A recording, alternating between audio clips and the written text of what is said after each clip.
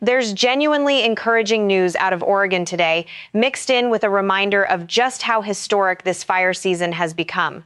The Grasshopper Fire near Mount Hood has finally slowed down, barely growing overnight after days of explosive expansion. Highway 35 has reopened.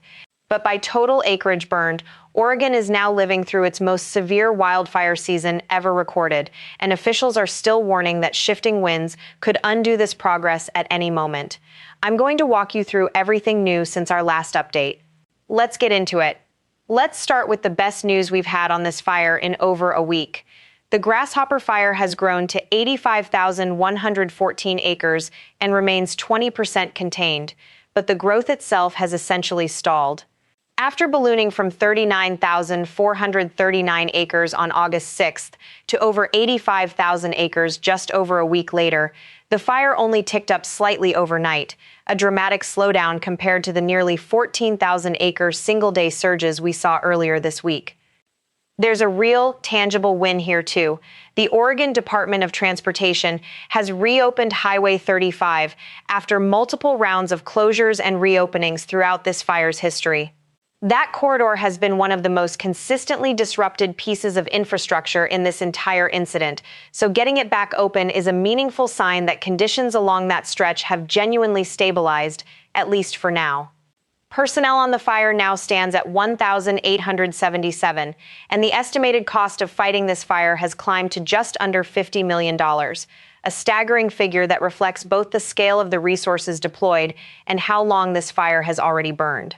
Confirmed structure losses remain at 6 homes and 15 outbuildings, though roughly 200 buildings across the fire's footprint are still considered threatened, so this is very much not a fire that's out of danger yet, even with growth slowing. Officials aren't declaring victory either. Fire behavior specialists are warning that shifting winds and possible storms in the coming days could reverse this progress quickly, especially given how this exact fire has demonstrated repeatedly just how fast it can accelerate when conditions align against crews. Earlier this week, this same fire went from roughly 70,000 acres to over 83,000 in a single overnight stretch, so nobody managing this incident is treating a quiet day or two as any kind of guarantee about what comes next.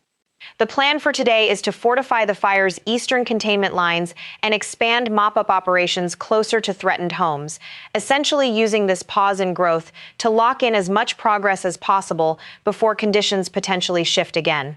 Crews are also continuing hazard tree removal work along the Highway 35 corridor, even with the road back open, since burned and weakened trees can fall without warning for weeks or months after a fire passes through an area, a slow, unglamorous, but essential part of making a reopened road genuinely safe for regular travel, rather than just technically passable. It's worth pausing on just how significant this season has become. By total acreage burned, Oregon is now living through its most severe wildfire season in recorded history. That's not hyperbole. It's the framing being used directly by reporters covering this story on the ground, and it reflects the sheer scale of what's burned across the state this year compared to any previous season on record.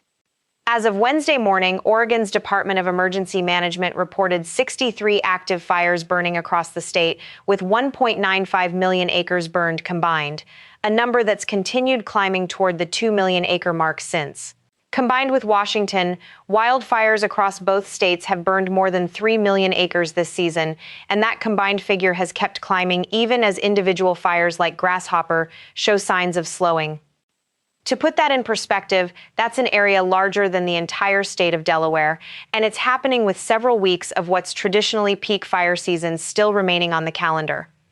Officials across the region have repeatedly pointed to the same underlying drivers behind this record-setting year: persistent drought conditions, critically dry vegetation, and a summer marked by repeated stretches of hot, dry, breezy weather that have made almost any spark, human-caused or lightning, capable of growing into a major incident within days. The Wrights Spring Fire in Klamath County remains an active, serious incident, though there's been no dramatic new movement since the fire finally broke through to its first real containment progress earlier this week. Crews are continuing to hold and reinforce the lines they've built around the fire's northern and southeastern flanks, focusing structure protection efforts on the Yana Woods, Bly Mountain, and Swan Lake communication site areas. This remains the fire with the highest human cost of the season. Dozer operator Jason Ensign of Klamath Falls lost his life fighting this fire on August 6th, and Governor Tina Kotek's order to fly Oregon flags at half-staff this Friday remains a visible marker of just how deeply that loss has been felt across the state, not just among the crews who worked alongside him. The governor's office has also confirmed that wildfires have now killed at least 2 Oregonians this year, a sobering statistic that underscores just how dangerous this particular fire season has been, both for professional firefighters and for the contractors and volunteers who work alongside them on the ground. Beyond Grasshopper and Wright Spring, a lot has continued moving across the rest of the state's fire map, and some of it is genuinely good news. Power has been restored to the Keystone Ranch area and along the stretch from Ochoco Ranger Road to Marks Creek within the Roe Creek complex, a real milestone for residents who'd been without electricity while crews worked to make repairs safely. The Bench Fire has had all of its evacuation notices lifted entirely. In Baker County, evacuation levels around an active fire have been reduced. And on the Paradise Fire, defensive firing operations have continued along Forest Service Road 64 to mitigate fire activity burning along Broken Ridge, while crews have also been using unmanned aircraft systems along Mill Creek to detect heat signatures with pinpoint accuracy, allowing teams to navigate directly to hotspots rather than searching blindly across the terrain. Not every corner of the state is trending positive, though. The Hagen fire continues to keep Highway 204 closed between Weston and Elgin, spanning roughly 39 miles of that corridor, with level 1, 2, and 3 evacuations still in effect across both Union and Umatilla counties. And the Egypt and Stone Creek fires continue to keep Bureau of Land Management land closed nearby, with Forest Service Road 41 also closed in connection with that activity. It's a genuinely mixed picture across the state right now. Real, measurable progress in several places, alongside fires that are still actively threatening communities and keeping major roads shut down, sometimes just a county or two apart from each other. If you're anywhere near the Grasshopper Fire's footprint, don't take this slowdown as a sign the danger has passed. Roughly 200 buildings remain threatened, and officials are explicitly warning that shifting winds could reverse this progress. Keep checking your specific address on the Wasco County perimeter map, and don't assume Highway 35 reopening means every road in the area is clear. More broadly, across both states, know your evacuation level and take it seriously. Level 3 means leave immediately. No packing, no waiting. Sign up for your county's emergency alert system if you haven't already.